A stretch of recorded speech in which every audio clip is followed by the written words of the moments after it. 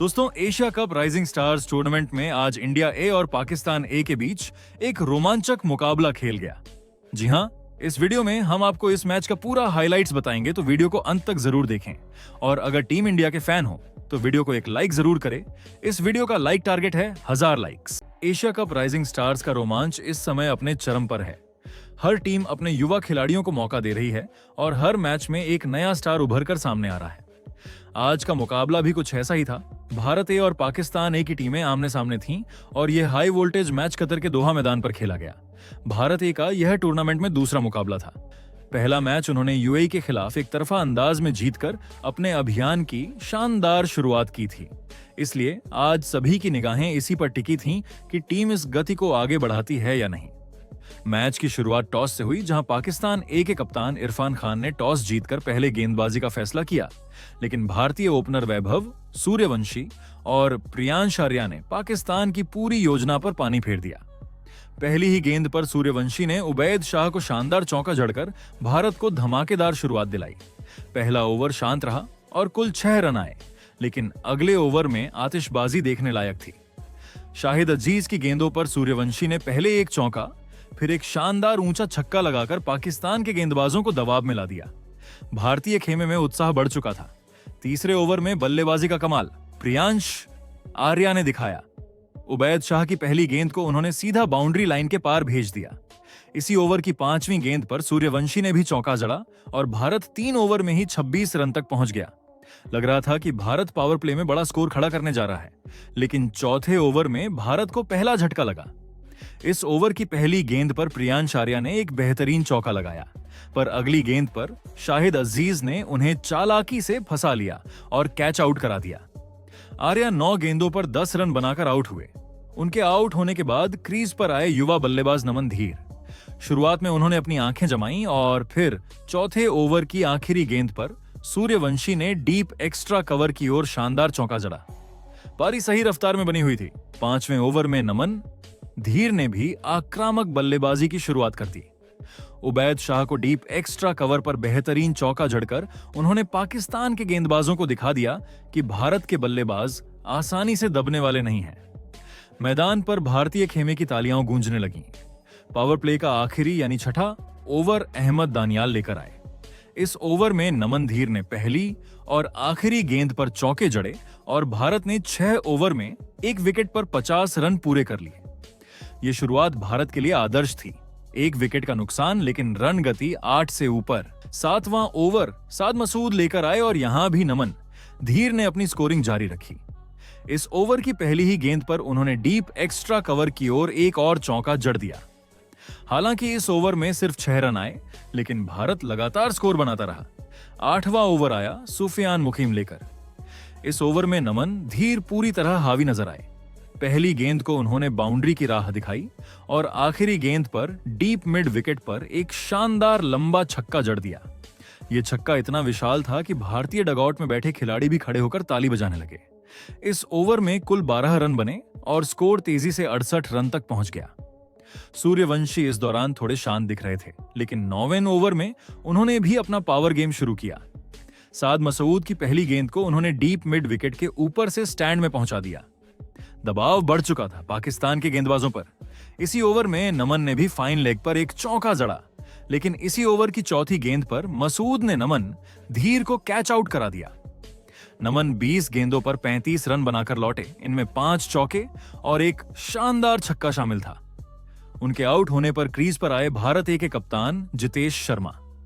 पूरे टूर्नामेंट में उनके प्रदर्शन पर सबकी निगाहें लगी थीं। 10वां ओवर सुफियान मुकीम डालने आए और यहीं सूर्यवंशी ने फिर अपनी आतिशी बल्लेबाजी दिखाई। ओवर की पहली गेंद पर उन्होंने लॉन्ग ऑन की दिशा में चौका जड़ा। अगली गेंद पर लॉन्ग ऑफ के ऊपर से शानदार छक्का उड़ा दिया, लेकिन चौथी गेंद पर जब उन्होंने एक और बड़ा शॉट लगाने की कोशिश की तो बाउंड्री पर कैच आउट हो गए।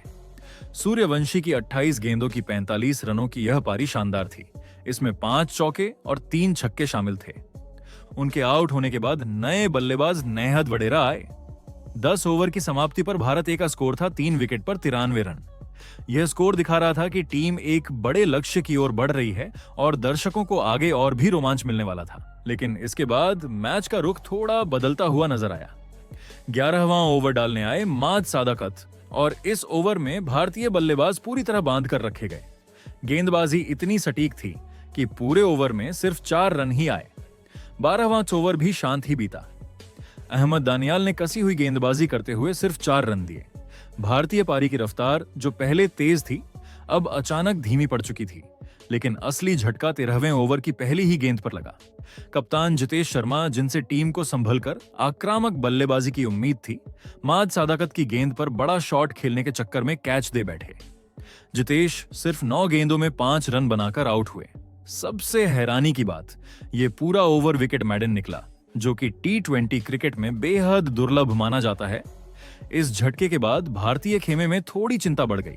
जितेश के आउट होने के बाद बल्लेबाजी करने आए आशुतोष शर्मा, लेकिन उनका दिन भी निराशाजनक रहा। 14वें ओवर में साद मसूद ने उन्हें LBW आउट कर दिया और आशुतोष बिना खाता खोले ही पवेलियन लौट गए। भारत ए का स्कोर 102 रन पर 5 विकेट हो चुका था और सबसे बड़ी समस्या यह है कि पिछले 4 ओवरों में एक भी चौका या छक्का नहीं आया था। वैभव सूर्यवंशी के आउट होते ही भारतीय पारी जैसे रुक सी गई थी। फिर आया 15वां ओवर और इस ओवर की शुरुआत भी भारत के लिए अच्छी नहीं रही। नेहाल वडेरा, जो थोड़ी देर से क्रीज पर जमे थे, माज सादाकत को बाहर निकलकर बड़ा शॉट मारने की कोशिश में चूक गए। गेंद सीधे विकेट कीपर के हाथों में चली गई और वह स्टंपिंग हो गए। वडेरा ने 11 गेंदों में सिर्फ 8 रन बनाए। पारी पूरी तरह लड़खड़ा चुकी थी। अब क्रीज पर 2 नए बल्लेबाज थे, रमनदीप सिंह और हर्ष दुबे। दोनों पर जिम्मेदारी थी कि किसी तरह पारी को संभालें और रन गति वापस बढ़ाएं। पाकिस्तान के गेंदबाज जो इस समय पूरी तरह मैच में हावी थे, रन निकल नहीं रहे थे। भारतीय दबाव बढ़ता जा रहा था और हर ओवर टीम को और मुश्किल में डाल रहा था। लेकिन 15वें ओवर की तीसरी गेंद पर रमनदीप सिंह ने वो किया जिसका इंतजार पिछले कई ओवरों से था।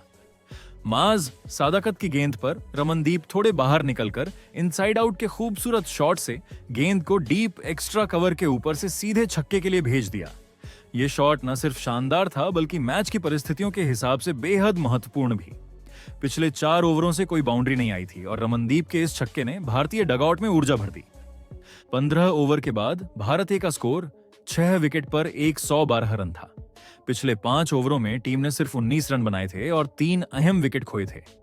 पारी की शुरुआती तेज रफ्तार अब पूरी तरह कम हो चुकी थी और अब जरूरत थी कि बाकी बल्लेबाज मिलकर अंतिम 5 ओवरों में कोई मजबूत स्कोर खड़ा करें। भारत ए की पारी अब अंतिम चरण में थी और उम्मीदें ज्यादातर रमनदीप सिंह पर टिकी हुई थी, क्योंकि टीम लगातार विकेट खो रही थी। 16वें ओवर की शुरुआत थोड़ी अच्छी रही। इस ओवर में हर्ष दुबे ने साद मसूद की गेंद को फाइन लेग की दिशा में खेलते हुए शानदार चौका जड़ा। यह शॉट दबाव कम करने वाला था, लेकिन भारतीय पारी को लंबे समय तक राहत नहीं मिल पाई। 17वें ओवर की पहली ही गेंद भारत के लिए एक और बड़ा झटका लेकर आई। उबैद शाह, जो शुरुआत से ही कसी हुई गेंदबाजी कर रहे थे, उन्होंने रमनदीप सिंह को कैच आउट करा दिया। रमनदीप ने 9 गेंदों में 11 रन बनाए और उनके आउट होते ही भारत ए का 7वां विकेट 121 के स्कोर पर गिर गया। अब क्रीज पर सिर्फ टेल एंडर्स बचे थे और टीम की उम्मीदें लगभग खत्म होती दिख रही थीं। इसके बाद 18वां ओवर फेंकने आए अहमद दानियाल और उन्होंने आते ही भारत को 8वां झटका दे दिया। यश ठाकुर उनकी गेंद को पढ़ नहीं सके और स्टंप्स उखड़ते ही वापस पवेलियन लौट गए। इस बीच हर्ष दुबे एक छोर पर टिके रहे। वह इस समय तक 3 चौके लगा चुके थे और भारतीय डगआउट की छोटी सी उम्मीद बनकर क्रीज पर संघर्ष कर रहे थे। लेकिन 19वें ओवर में पाकिस्तान ने भारत की आखिरी उम्मीद भी खत्म कर दी। हर्ष दुबे बड़े शॉट की कोशिश में लॉन्ग ऑन पर कैच आउट हो गए। उन्होंने 15 गेंदों में 19 रन बनाए। इसी ओवर में शाहिद अजीज ने दोहरी मार करते हुए सुयश शर्मा को भी क्लीन बोल्ड कर दिया। इसके साथ ही भारत ए की पूरी टीम 19 ओवर में 136 रन बनाकर ऑल आउट हो गई। यह स्कोर शुरुआती 10 ओवर की ताबड़तोड़ बल्लेबाजी को देखते हुए काफी कम लगा।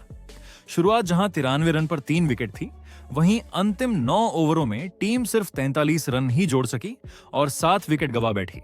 भारत ए के लिए सबसे बड़ी पारी वैभव सूर्यवंशी की रही, जिन्होंने शानदार 45 रन बनाए और टीम को मजबूत शुरुआत दी। दूसरी तरफ पाकिस्तान ए की गेंदबाजी काफी प्रभावशाली रही। शाहिद अजीज ने सबसे ज्यादा 3 विकेट लेते हुए भारत की मध्य और निचली क्रम की बल्लेबाजी को बुरी तरह झकझोर दिया।